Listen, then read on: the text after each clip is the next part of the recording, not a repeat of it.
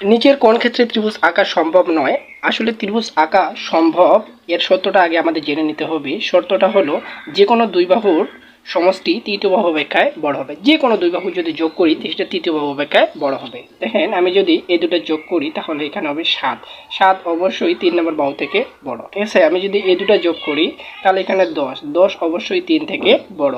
সবসময় মাথায় রাখবো যে ছোট ছোট যে দুটি বাহু থাকবে তাদের যোগফল যেন তৃতীয়টা থেকে বড় হয়, তাহলেই কিন্তু হয়ে যাবে। ঠিক আছে, ত্রিভুজ আঁকা সম্ভব হবে।